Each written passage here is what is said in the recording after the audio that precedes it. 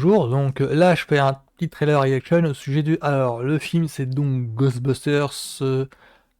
Attends, regarde. Je dirais le quatrième pour respecter l'ordre chrono en fait.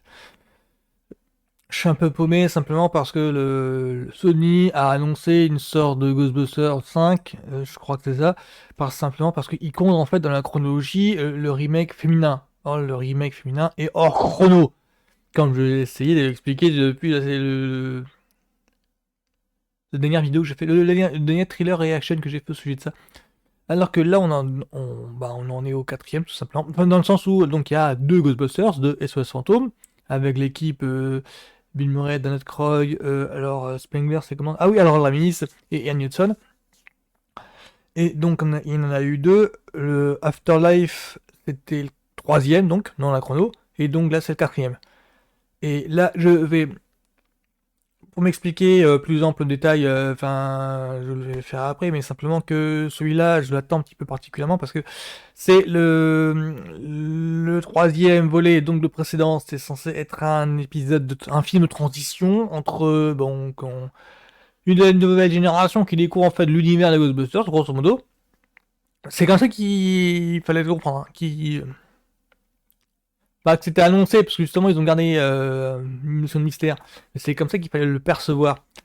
Alors que celui-là, c'est, si j'en crois bien les affiches, et si j'en crois bien le dernier acte, voire la dernière scène du dernier, ben, c'est le premier film Ghostbusters, on voit les deux générations en action. Donc, je vais regarder la bande-annonce et je fais un petit mot ensuite. We're gonna need all the help we can get. Let's get to work. Tall, dark, and horny at 12 o'clock. I've been waiting 40 years for this. Ah oui, ils sont bien en They action. call Ah themselves oui! Ghostbusters. According to these hacks, they saved the world. No eyewitnesses. C'est les images du And premier. who is found to carry the torch? Descendants of Egon Spengler. You have a miner hanging out the side of a moving vehicle. Retour à New York. Firing a laser gun indiscriminately. Ah, il est toujours là lui! Completely safe. I wouldn't say completely safe. The C'était l'adjoint du maire qui Ghostbusters. qui faisait chier tout le monde. Well, overruled. Sustained. Thank you. Ils ont gardé les mêmes uniformes You really gotta crades. fight strange old things? Correct on both counts. Buddy, you just hit the jackpot. What is it? Better question is, Il y a pas mal de nouveaux personnages.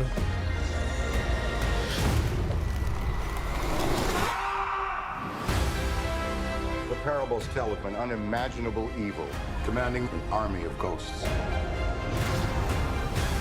With the power to kill by fear itself. Like literally scared to death?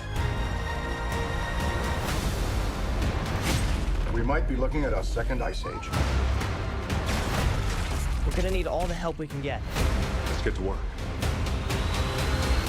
Can I be of any help? Melnitz in uniform. Yeah. Ah!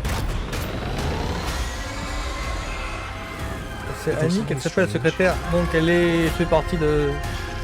If there's something weird, what are people gonna call? Ghostbusters, what do you want? We're the Ghostbusters. Can I tell you something else? What? Buster makes me feel good. Makes me feel good.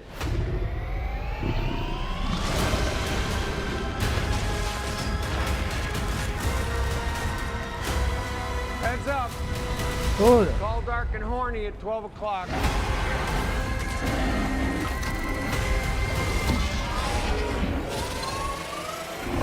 Ah ça!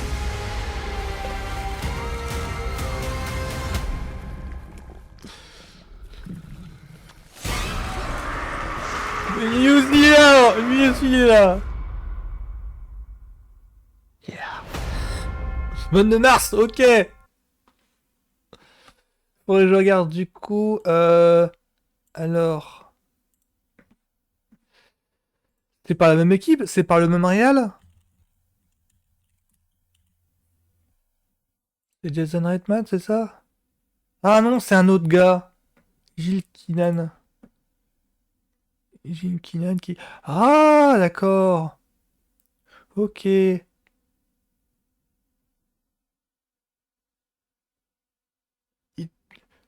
Donc il a travaillé sur...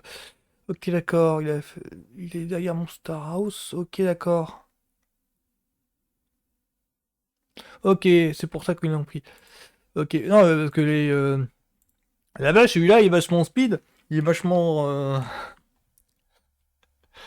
Ça a changé pas mal avec le Afterlife qui se voulait plus mystérieux. Plus dans un petit bled paumé américain, il y a des forces mystérieuses qui se réveillent. Et donc, aux gamins euh, de trouver quelle est la nature de cette force mystérieuse.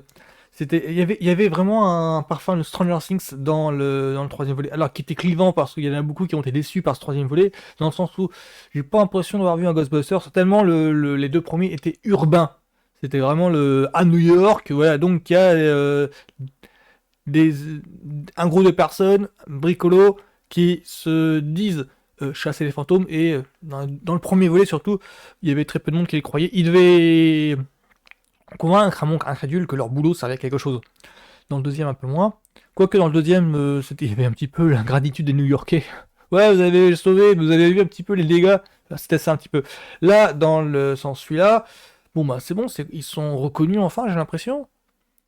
Et là, ce qui me chiffonne, c'est la simple... autant dans le premier teaser, on nous mettait l'accent sur... Ben, il y a... New York est touché par une ère glaciaire soudaine. Et donc, j'avais l'impression qu'il y avait un petit trip un petit peu post-apo survivaliste. Et dans celui-là, il y a beaucoup de scènes où j'ai l'impression qu'on va les voir dans leur quotidien.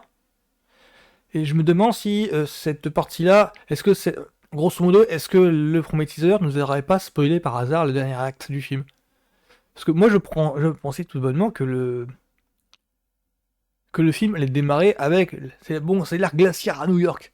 Tout simplement. C'est au bout de... Il y a un petit...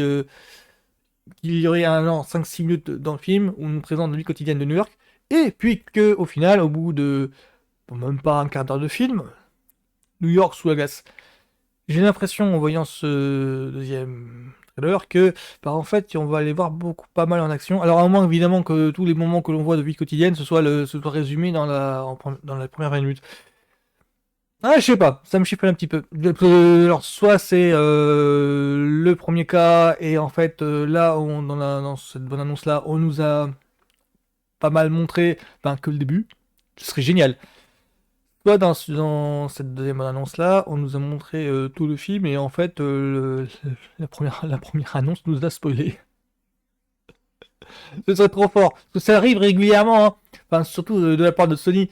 Je me souviens que dans Sony, on spoilait Amazing Spider-Man 2 en spoilant en fait, je crois que c'était, mais très clairement, très explicitement, la scène post-crédit de Amazing Spider-Man 2, ils l'ont mis dès la bande-annonce.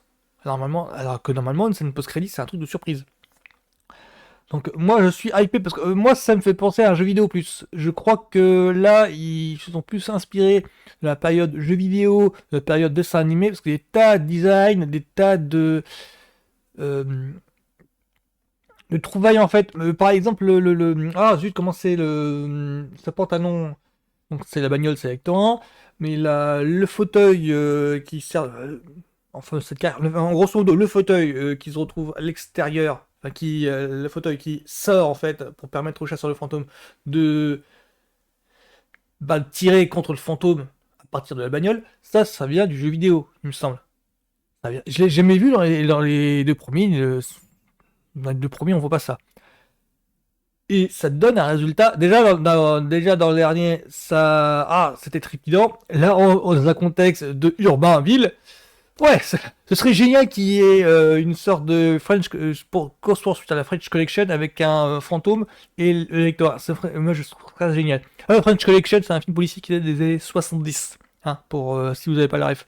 Donc moi je suis super hype pour ce Ghostbuster là. Faut que je prenne à articuler. Donc voilà, c'est tout pour moi. Donc juste tout le monde, à la semaine prochaine.